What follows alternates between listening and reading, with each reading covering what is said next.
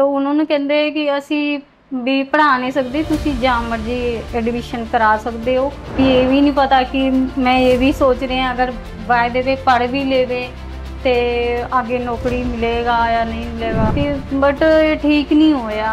बहुत पैसे भी लगाए, जितना कमाई गया बस लगाई गया। तो 5,000 वो देते हैं सैलरी, इतने में गुजारा करना पड़ता है क्योंकि हमारे पास इतना है नहीं। And what about his dad? Where is his dad? इसके फादर हो गया 10-12 साल, तो मेरे साथ नहीं रहते हैं। अभी लड़ाई झगड़ा करके पता नहीं कहाँ गए, तो लभने की भी कोशिश की, मिले नहीं। मैंने पढ़ाई भी ख़त्म करा देनी है क्योंकि मेरे को लेना है नहीं, फीस भरने के लिए नहीं, क्योंकि लोग थोड़ा मजाक भी उड़ा देते हैं कि भी इस तरह रहते हैं। तो असं कहते हैं कि परमात्मा जब उनके हाथ सिरते हो तो उस हिसाब नाल मैं ये भी सोचती कि अगर मेरी सैलरी होर होंदी तो मैं करा लेंदी, पर मेरे कोल है नहीं। तो सानू जिन्ना तक मजदूरी मेहनत करना पवे वो कोशिश करते हैं कि करा।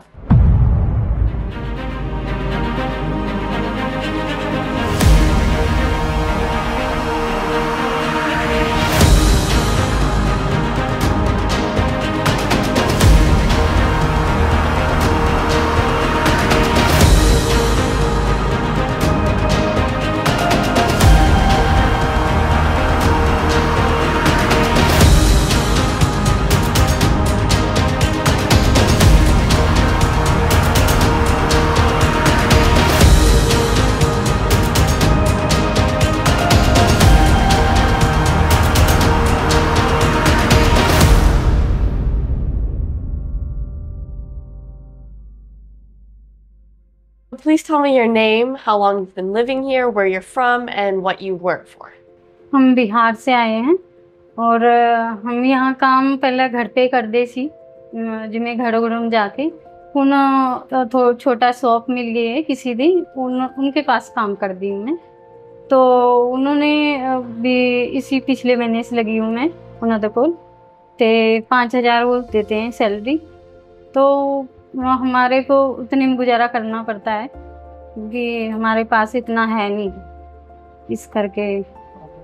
So, who lives in this house? इस घर में किराए पे मैं रहती हूँ और मेरे 2 लड़की है और एक लड़का है, तो हम 4 जने रहते हैं। And what about his dad? Where is his dad? इसके फादर हो गया 10-12 साल, तो मेरे साथ नहीं रहते हैं।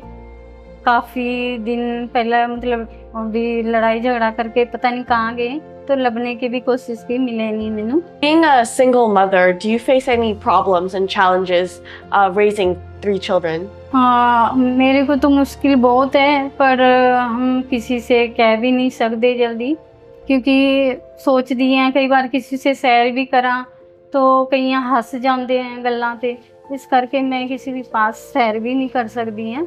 तो जिमें आप आए हो तो आप पूछ रहे हो, हम आपके साथ हर एक गल सैर कर रहे हैं, क्योंकि प्रॉब्लम बहुत है, खर्चे भी बहुत होंगे हैं, महंगाई हो गई है।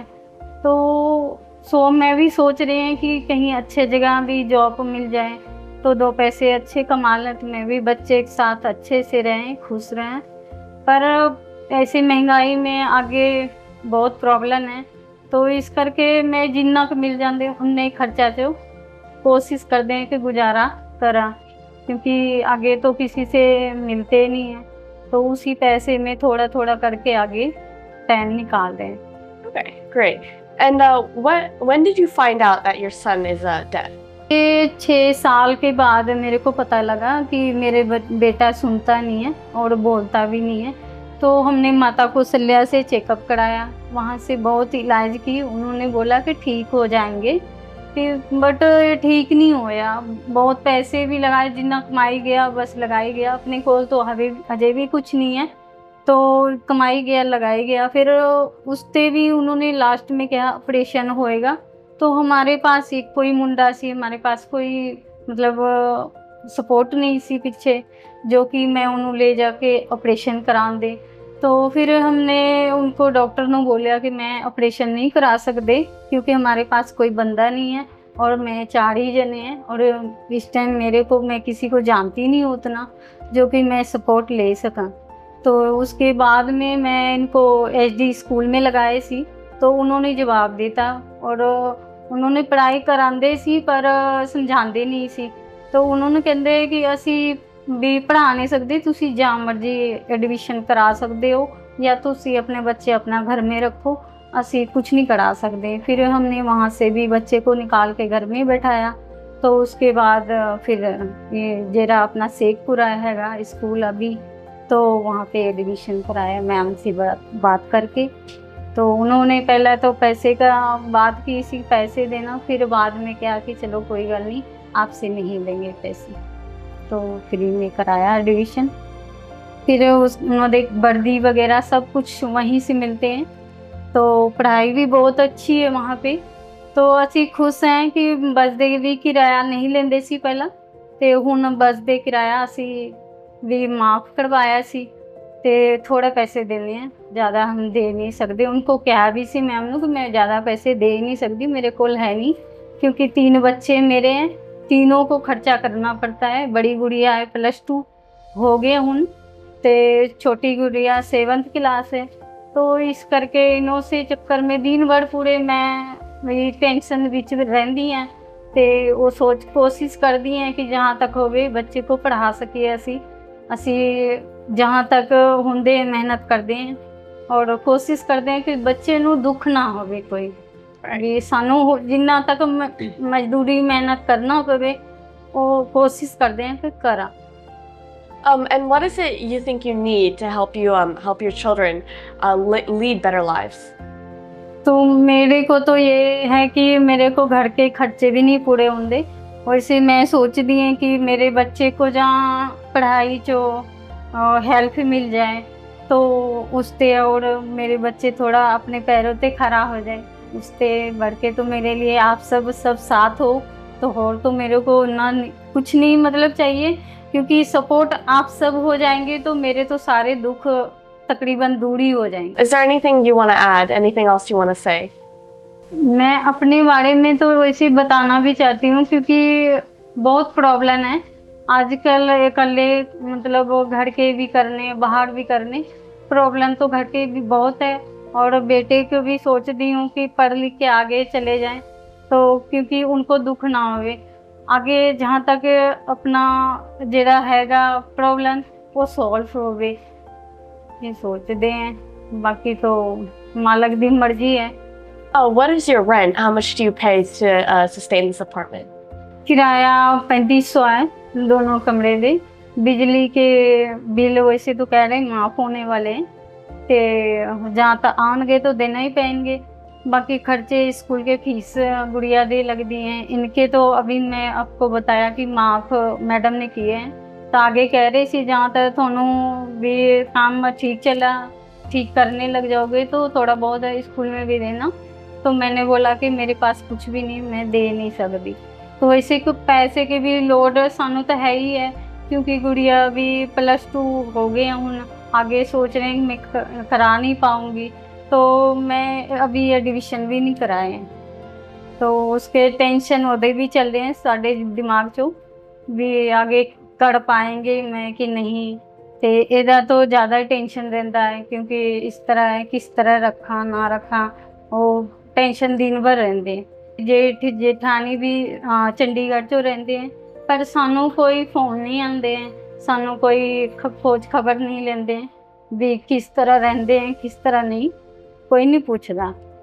जी मैं पटियाले में काफ़ी साल हो गए सानू रहते हुए, तो दुख तकलीफ जेरे भी होंगे हैं भी, अब नीचे प्रोफेशन है उनसे कर लेती हूँ, या तो ज़्यादातर तो मैं किसी के सामने दुख जी मैं आपके साथ शेयर कर रही हूँ तो जल्दी किसी के साथ नहीं करते हैं, किसी लोग थोड़ा मजाक भी उड़ा देते हैं कि भी इस तरह रहते हैं, पता नहीं किस तरह रहते उन्हें।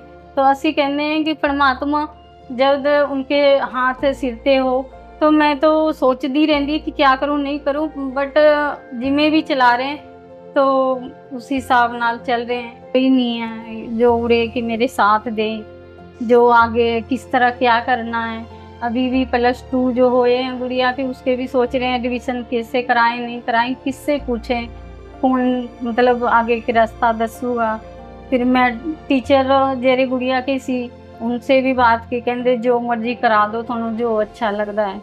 तो फिर मैं उस हिसाब नाल सोचते हैं कि मैं क्या करा सकती हूँ, मेरे बस की तो है नहीं।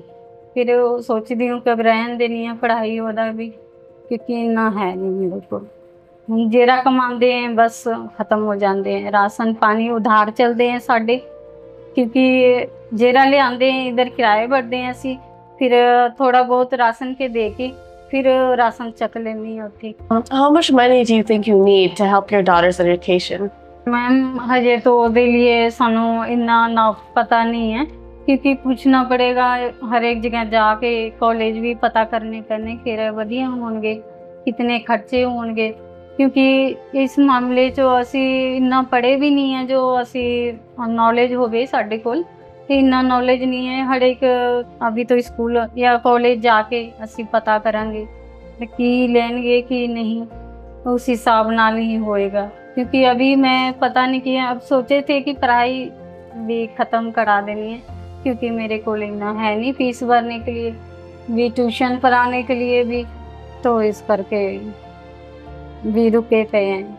हजे कह रहे हैं कि आगे टाइम लंघी जा रहे, तुसी एडमिशन कराओ भी। सर भी क्या, मैं क्या हजे मैं सोच रहे हैं कि करा पावांगे या नहीं। तो उस हिसाब नाल मैं ये भी सोचती थी अगर मेरी सैलरी होर होंदी तो मैं करा लेंदी, पर मेरे कोल है नहीं।